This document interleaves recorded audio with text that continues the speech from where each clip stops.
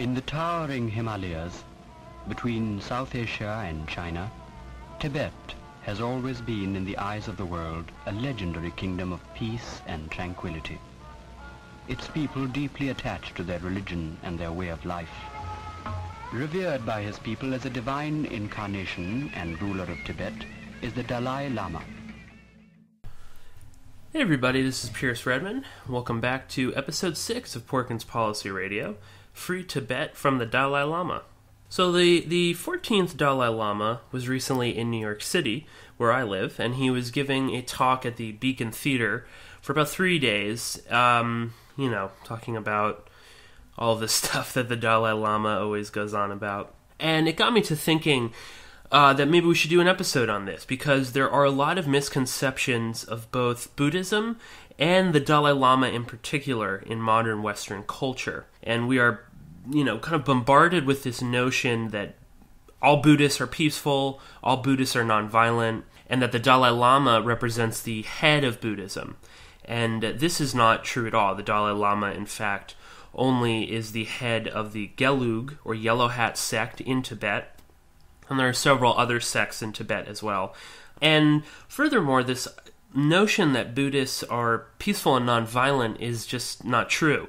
Like all religions, there is quite a bit of violence and non-peaceful acts that take place within Buddhism. And just very quickly, you can look to Sri Lanka, which is a majority Buddhist country, and their oppression of Hindu Tamils, which has been going on for forever, really, centuries. Just another quick example is the Chogi Buddhist order in Korea, which violently clashed for weeks. They had pitched battles in the streets of Korea because they were fighting over who would basically succeed and come into power of this particular order, which had an annual budget of $9.2 million. But basically, we're going to be focusing on the Dalai Lama and the whole Free Tibet movement, and how the Dalai Lama himself is a tool or puppet of the CIA, and that ultimately the Dalai Lama uses his sort of inflated, grandiose sort of image to essentially gain financial and political power, and he's also then used as a geopolitical tool of the West against China. And just before we start, just very quickly, this is not supposed to be some sort of pro-Chinese rant. I am not now, nor have I ever been a fan of China or communism in particular. As an anarchist, I don't believe in any form of government, let alone a brutal centralized government. But there is quite a bit of disinformation about China, and there's a lot of China bashing that goes on, and obviously there's a somewhat easy target being a totalitarian government, but as we're going to see in a few minutes, the Dalai Lama and Tibet was quite different until the Chinese arrived. So before we really dive into this, I thought it would just be good just to have a slightly more comprehensive look at the concept of the Dalai Lama. Now, the Dalai Lama was essentially created by Kublai Khan in the 13th century. And as he was expanding the Mongolian Empire and he took over Tibet, he understood that he needed to have some sort of political figure there to rule in his place. So in the 13th century, he created the concept of the Grand Lama.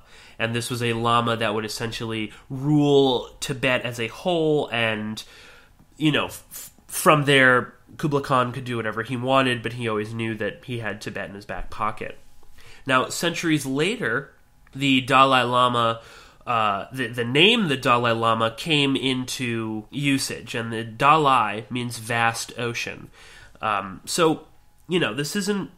This isn't a concept that's written down in some sort of ancient Buddhist text. This is something that was manufactured for political means. And as we'll see, this is how the Dalai Lama acts today. One last quick thing is that the Dalai Lama is not the spiritual leader of Tibet. He is only the leader of the Gelug, or Yellow Hat sect, And this is something that we really need to understand, because there's a lot of this, the Dalai Lama is the leader of Tibet, and that's not true at all. While there are many in Tibet who still respect him, he is merely one Lama, and he does not rule. There are many other there are many other sects, at least in Tibet, that view their particular Lama as the sort of head. But let's really dive into this, and let's explore the reality of life in Tibet before the 1950s. And the 1950s being when Mao Zedong asserted his power over China and Tibet as well. Now, the image that we are always presented in mainstream media, and particularly in these, Hollywood films about the Dalai Lama and Buddhism, is that it was this sort of Shangri-La, this wonderful utopia where there were no police, because everyone believed in karma, and they knew that they weren't, they wouldn't do anything bad, because then they would be punished in the afterlife. Now, this really couldn't be farther from the truth. Now, essentially, in Tibet, we had a ruling minority elite, and they owned and controlled everything in Tibet. And this was made up of lamas, so we've got the religious sort of order, and then we've also got these secular nobles and lords, which made up this sort of aristocratic family. Now, below that, there was a sort of minor, very tiny middle class, but essentially they had connections to the aristocratic families. But for the most part, we're talking, by some estimates, around 5% of the population controlled everything. Now, the Deprong Monastery, which is one of the largest, most ornate monasteries in Tibet, they owned 185 manors, 300 great pastures, 16,000 herdmen, and 25,000 serfs. Now, the Dalai Lama himself, he lived in Potala Palace in Lhasa, which is the capital, and this was a 14-story building which boasted 1,000 rooms. Now, the head of the Tibetan army, which did exist, there was an army. Another, misconception is that there was no sort of force that would assert violence, but there was an army. The head of the Tibetan army at one point owned 4,000 square kilometers and 3,500 serfs. Now, I keep saying that they owned serfs, and this is something that many people will find difficult to believe, or will just outright say that that's not true. It is true. They did, in fact, own people. They owned serfs, and these serfs were bound for life either to the landlord or to the monastery. They received absolutely no pay for their work. They received no schooling or education.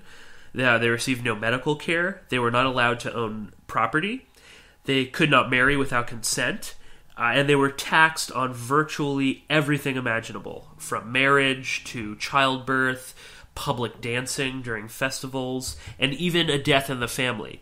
They were taxed on that. If your mother died, you were taxed. And essentially all of this money went to the religious lamas and the secular aristocratic families. Now, this is a concept that many people find very difficult to believe, or they simply say that's not true. And, then you'll get into these sort of mental gymnastics where, there really weren't that many slaves. And this is something I've seen online quite a bit. They say, Bhutan, which is a neighboring country, they had more slaves, so it wasn't really that bad in Tibet. Which is just the most asinine and really reprehensible argument that you could have, that somehow another country that has more slaves or serfs is better. And I just use that word slave there, and in fact, there were out-and-out slaves. There were a class lower than the serfs, who were treated, if you can imagine, worse than the serfs. And these slaves were mostly domestics, so they were people that worked in the houses cooking food or cleaning up. Many times these were boys and girls that were taken from their families and basically sold into slavery. There was a very common practice in Tibet before the 1950s where people who were in debt, which is very common because if you wanted to borrow money in Tibet, you were borrowing at about 20 to 50% interest, which is a crazy interest rate, so nearly impossible to ever pay that back, especially when you don't really make any money. So if you were a debtor and you couldn't pay back, you were sold into slavery. And this is something that, again, there's really not all that much to discuss about this. It truly did happen. And I would really suggest going to the show notes for this. I mean, there's a lot of information, so I'm not going to be reading or quoting very much from any of the articles or videos that I'm going to present to you, but I really would go through them, especially Michael Parenti's article, which is Friendly Feudalism, The Myth of Tibet. This is a really good article where he sources everything brilliantly, and he shows that, yes, in fact, this was something that was real. And there were many people that visited Tibet before the 1950s who viewed this openly. This was something that was totally common in Tibet, and in particular in that region, as I said, Bhutan as well. Now, this sort of rigid societal order was maintained in two ways. So the lamas and the aristocratic families were able to maintain this sort of society where you had basically the entire population were slaves through two ways. The first one being religious teachings. So they used the teachings of Buddhism to explain the predicament that the slaves saw themselves in. So if you were a slave, essentially you had been wicked in your past life. So you had done something evil, and this is why you were being punished. This is why you were basically bound for life to a landlord or to a rich lama. Now, on the flip side of this, the ruling elite, they also viewed this as, oh, this is karma giving them something good. They had been wonderful in their past life, and therefore they were being showered with wealth and money. And this is definitely a perverse view of the teachings of Buddha, but something that we really need to just sort of get done with right out of the way is that all religions are like this. Buddhism is no different from Christianity or Islam or Hinduism or Judaism or whatever religion you want to throw out there. Essentially, all religions act the same way, and that is for financial and political goals. And this doesn't mean that religion is bad. It just means that you can very easily corrupt it. And this whole idea that Buddhism is just it's a lifestyle is bullshit. I'm sorry, but anyway, so this is how they were able to maintain this rigid societal order. Now, this second way, and perhaps the most, maybe even more grotesque, is through this brutal system of corporal punishment. So any kind of infraction that you could imagine was met with things such as eye gouging, amputation, mutilation, pulling out of tongues, sexual abuse. Obviously, the lamas knew that they couldn't really kill anybody because this would be seen as against the teachings of Buddha. So many times they would basically beat someone until they were nearly dead and then leave them out in the cold in the mountains and let Buddha decide their fate. Now, this is again something that early visitors to Tibet did write about, and there are, in Michael Parenti's article in particular, he cites a lot of these early visitors who came there and compared this to medieval feudalism, which is essentially what Tibet was. This was a feudal state. And if you were to go to Tibet right now, and you went to the capital Lhasa, you could see that there is a huge torture museum. They don't, even in Tibet, they do not deny that this went on. They openly accept that this was a practice that went on for centuries in Tibet. And in this torture museum, you can see all sorts of disgusting implements that the elite used, and one in particular that really caught my eye was this sort of mask that they would force upon your face that had these very small holes that would basically make your eyeballs bulge out of them, and then from that they were able to gouge out your eyes. And if you go online and you just put in your search engine, torture or mutilation in Tibet, you can see hundreds and hundreds of pictures of people with no arms, no legs.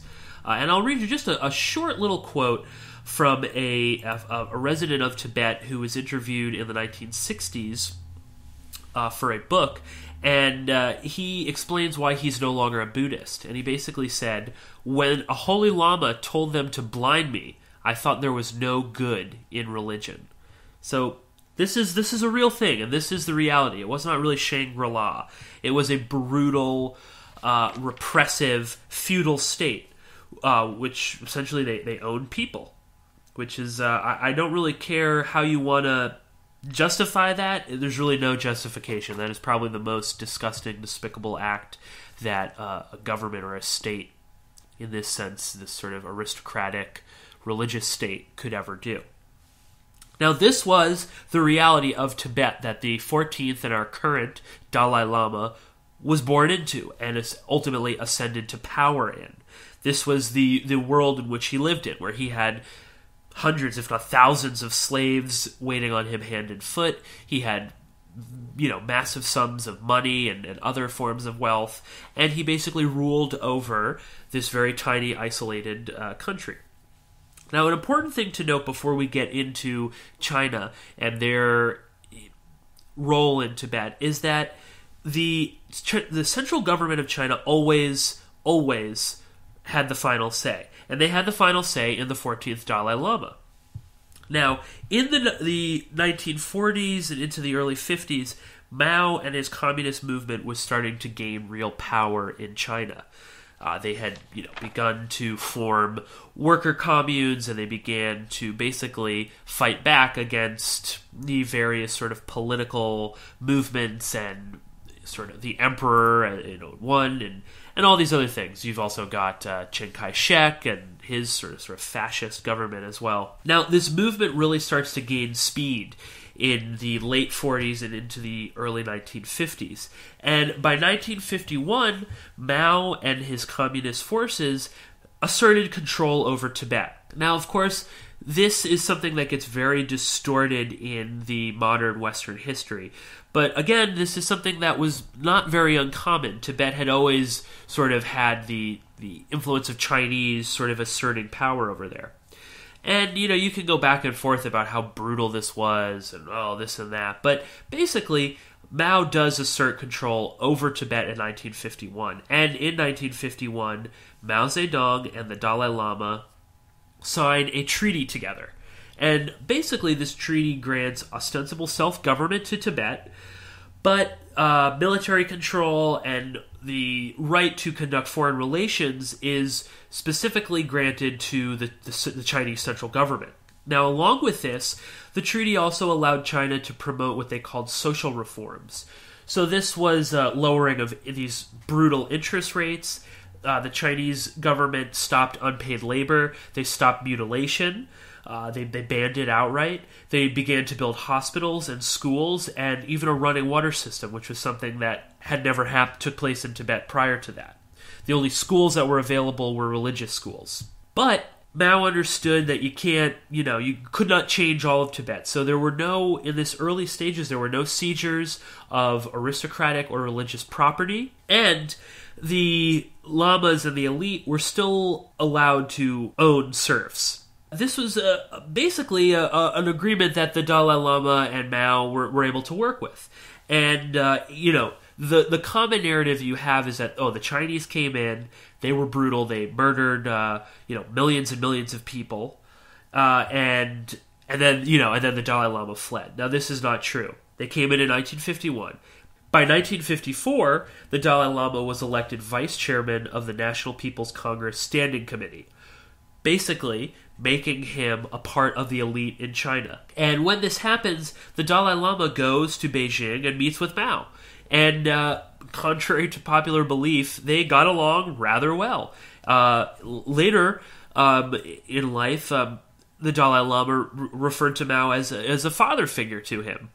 And, they had very good relations, basically. Now, while this was all going on in the 50s, the CIA began to get more and more involved with the Dalai Lama, and in particular, his vast entourage, and especially his older brothers. I mean, it doesn't take much brain power to understand why the CIA wanted to do this fear of communism taking over. Obviously, the CIA and the American government supported Chiang Kai-shek and his movement, and they didn't really want to see China become a communist state. So they went to the Dalai Lama, who is probably about as far from communism as you can imagine. This was a powerful, ruling, feudal state. So in the 50s, the CIA starts to get involved. By 1951, the Dalai Lama's second oldest brother, Gyalo Thundup, establishes links with the CIA. Then the oldest brother, Thubten Norbu, becomes active in a CIA front which is known as the American Society for Free Asia. So they're starting to get involved with them, and clearly the CIA doesn't want to, sort of openly jump into this. And I'm including in the show notes some short video clips from a movie that's going on right now, which is all about the CIA in Tibet and interviews lots of former CIA officers there. And of course, take it with a grain of salt, because they thought that this was all wonderful and that, reinstating slavery and that sort of form of power was great, because the commies are evil. Now, by 1956, direct CIA funding begins, and this is when the official CIA operations in Tibet begin. And the CIA starts flying out Tibetan militants to a camp in Colorado known as Camp Leadville, and they start training these quote-unquote freedom fighters in, everything from how to make bombs, how to, assassinate people, how to fire guns, and whatnot. So, again, we can sort of make these mental gymnastics to explain, they were fighting a worse evil, but essentially this is very antithetical to the Buddhist practicings. I don't really think that Buddha himself would be particularly pleased with a bunch of guerrilla fighters training in an American military base to then go back and butcher Chinese soldiers. But we'll leave that aside for right now. But so basically, by 1956, really, formal training begins of these Tibetan militants. And an important factor to note here is that most of these quote-unquote freedom fighters were made up almost entirely of either rich lamas or powerful aristocratic families. The poor, mutilated Tibetan slaves were not joining up with the CIA to fight them. And this is, very common in any of these sort of CIA operations. You're not really going to the poor people that are oppressed. You're looking for people with a political agenda. So you're looking to the rich lamas and to the rich aristocratic families who obviously wanted to reassert their dominance and power in Tibet. Now, 1957 marks probably the most pivotal turning point in this whole movement, and this is when China officially abolishes slavery in Tibet. Now, this is probably the most serious threat to the Tibetan ruling elite. This is it. Without slavery, the Tibetan elite loses basically their most powerful trump card. This is it. This is how they're able to maintain, that the Dalai Lama is a sort of godlike figure who rules over these people. And this is, this is how they're able to live the way that they do. If you don't have to pay people, if you can basically kill them and it doesn't really matter because you'll get a bunch more, well, life is very easy and it's very simple for you. So 1957 is also when CIA operations really start to ramp up. Now, in the show notes, you're going to see that there is some sort of conjecture over, did the Dalai Lama know that this was going on? Did he know to the extent that the CIA was involved? And of course, if you listen to the CIA officers there, they sort of give this kind of, very typical spy sort of, maybe, wink and a nod. He might have known something was going on, but he was such a good Buddhist that he didn't really want to get involved in the inner workings of this, and he left it to his brothers. As if that somehow excuses him. I mean, it's like saying, Hitler didn't really know everything that was going on, or whomever, not to compare Hitler and the Dalai Lama, but you know what I mean. Now, in 1959, the CIA begins a serious operation, and this is basically to parachute in these Tibetan militants and try and overthrow the Chinese. And this is the sort of hugest operation that they've done to date in Tibet, which is logistically very fascinating, how they were able to get all of these people in to this very isolated rural area. But basically, in 1959, the CIA backs a coup against the Chinese that results in a complete and ultimate failure. Most of the thousands of guerrillas that they parachute in are killed. Whoever doesn't make it is captured by the Chinese, and the Dalai Lama and his entourage are essentially forced to flee with the CIA's help to India, Dharamsala, India, which is basically where the exile government of the Dalai Lama lives. And he was ferried out to India, and essentially there he was installed as the leader of Tibet. Now, all of this despite him not being anything other than the spiritual leader of the Gelug sect. But, to the average Westerner, they don't really know that. They don't really have to know that. They just hear, oh, he's the spiritual leader. That's it. Okay, so now the Dalai Lama is in exile because of the brutal Chinese. Now, this sort of direct CIA funding continues throughout the 1960s, and it moves into an operation which is known as Saint Circus, and as I said, read through the show notes because there's a lot more about that. For anyone who is sort of questioning, oh, well, maybe the Dalai Lama didn't really know what was going on, leaked or declassified State Department records in 1999 show that the CIA throughout the 1960s was giving $1.7 million a year to the exiled government in India. And the Dalai Lama in particular was given an annual stipend of $186,000. So, again, you might love the Dalai Lama, you might respect many of the things he says, but that doesn't mean that he didn't take money from the CIA. So, let's just sort of get past that and let's just really focus with the facts here. So, throughout the 1960s, the CIA was still funding, obviously, the exiled government, as well as also funding guerrilla movements in Tibet. And some of these were run by a CIA operative known as Robert McCarthy, who might be familiar to some people who are at all familiar with the Phoenix program and any of these sort of operations that went on in our wars in Southeast Asia. And Robert McCarthy, after helping in the Tibetan project of the CIA, went on to Vietnam and Laos and ran very similar operations. So, you can listen to these CIA guys talking about how wonderful it is, but, then they turn around and they go to Vietnam and Laos and essentially do the same thing that they were doing against the Chinese in Vietnam and Laos, and this is seen as evil by most people. But, when it's done against the Chinese, that's okay. Now, money and support was also given by India, and this is extremely important in understanding the geopolitical implications of the Dalai Lama and why he was in India.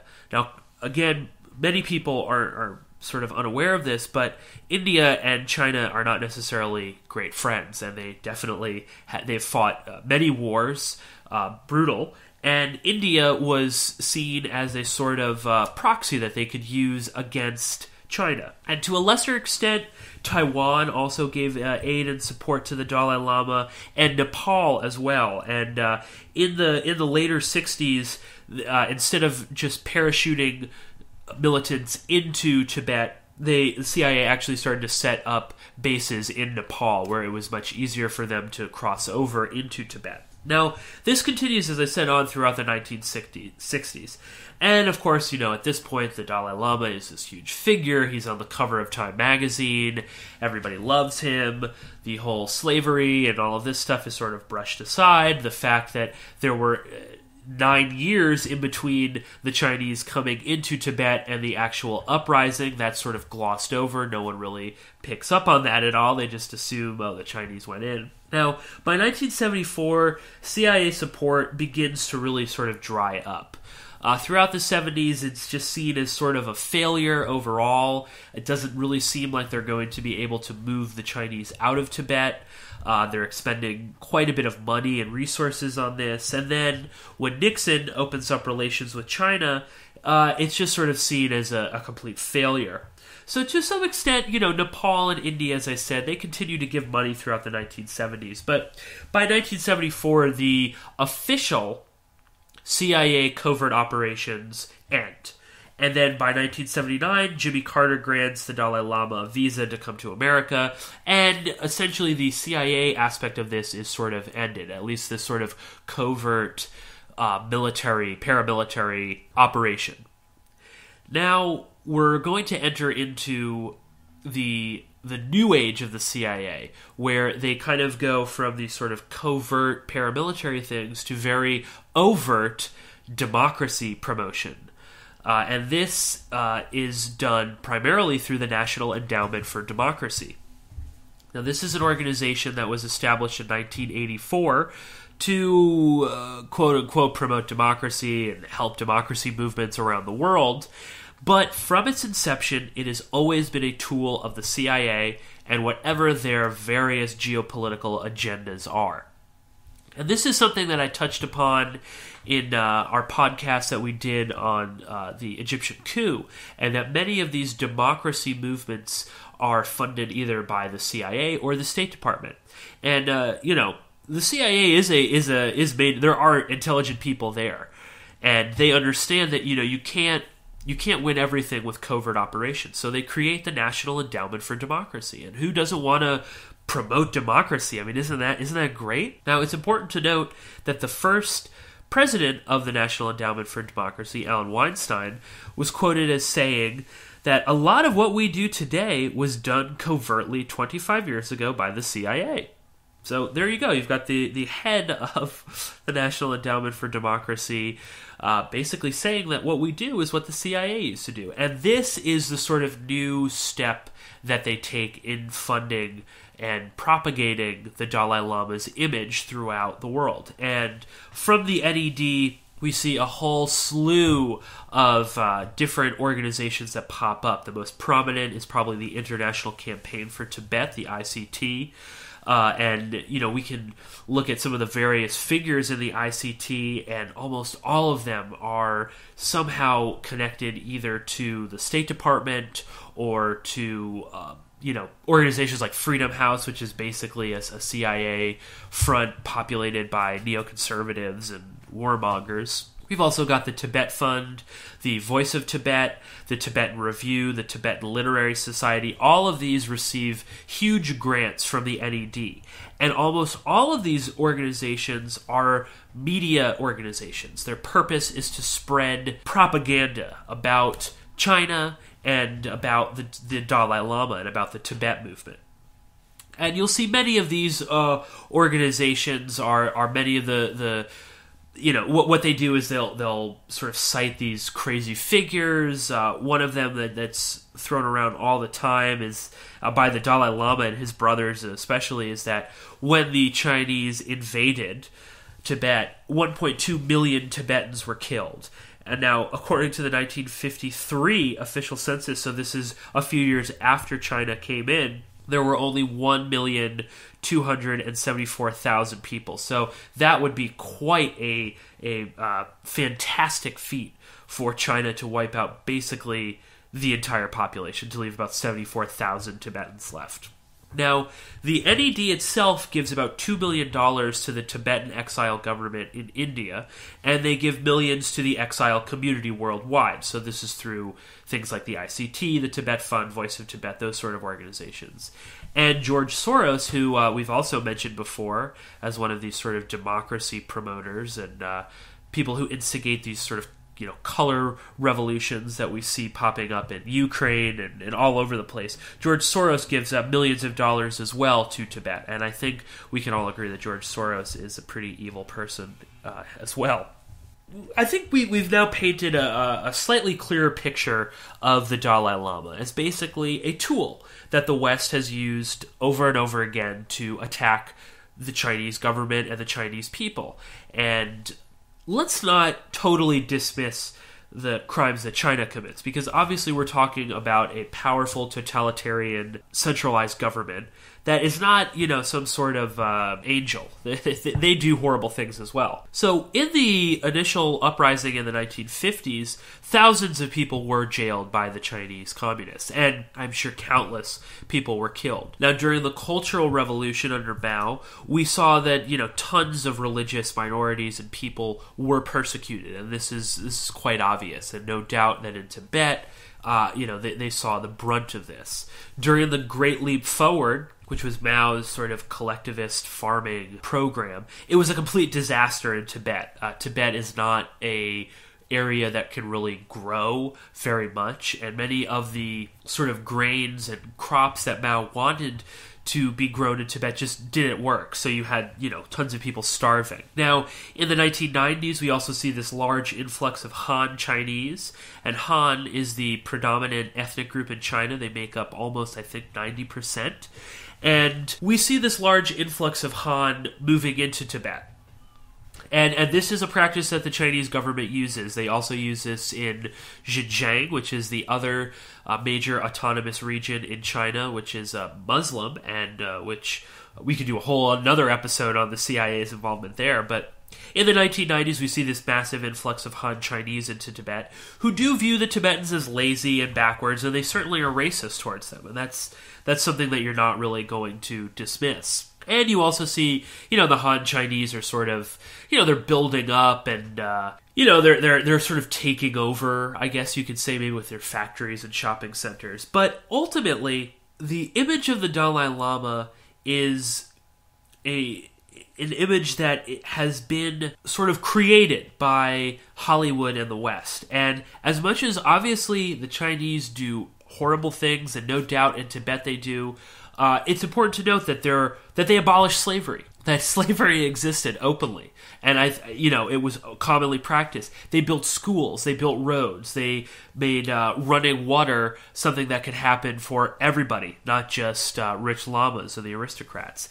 And on the flip side of this, the Dalai Lama is a man who lives in the lap of luxury. He hobnobs around with people like George Bush, Obama, racist Senator Jesse Helms, who they were good friends. The Dalai Lama defended Pinochet, the brutal Chilean dictator, and pleaded with England when Pinochet was there, not to hand him over to the Spanish. The Dalai Lama is a man that claimed that World War II was good for democracy. He supported the war in Yugoslavia and in Afghanistan. And when he was asked about the Iraq War, if it was a good thing, he said, it was just too early to know if it was a success or a failure. The Dalai Lama is not this wonderful, peace-loving guy. He's a much more complicated figure, and I think that that's really what's important here, is that these are human beings. The Dalai Lama is not necessarily a bad person. He's a human being, and he's going to do what's in his interests. And ultimately, his interests are to reassert control over Tibet. Now, does this mean that he wants to bring in slavery? Probably not. He wouldn't really get away with this. But ultimately, he's just a tool to attack the Chinese. And he uses his power, and he hobnobs with global elites, and this is ultimately what he does. Now, as I said, this isn't about, China's wonderful, the Dalai Lama's evil. What this is really about is about understanding that, anytime there is some sort of massive political movement, such as the Free Tibet movement, we really have to peel through the onion and see what's truly going on here. And this is something that happens all the time. The environmentalist movement is a great example of that. Anything, gun rights, it doesn't matter really what it is. You always have to peel through, and you have to see who are the puppet masters here. Who's pulling the strings? Where does this money come from? So, when you're waving around the Free Tibet flags and you're quoting the Dalai Lama, just know that in reality, the CIA is funding many of these movements. And if that's something that you're all right with, well, then that's fine. Okay, I understand that. But I think that a lot of people would take a second look at the Dalai Lama and ultimately what he is trying to accomplish if they knew that his money comes from the CIA, and that these groups that you might be supporting or visiting their websites are CIA-funded groups. The CIA doesn't do anything out of the kindness of their heart.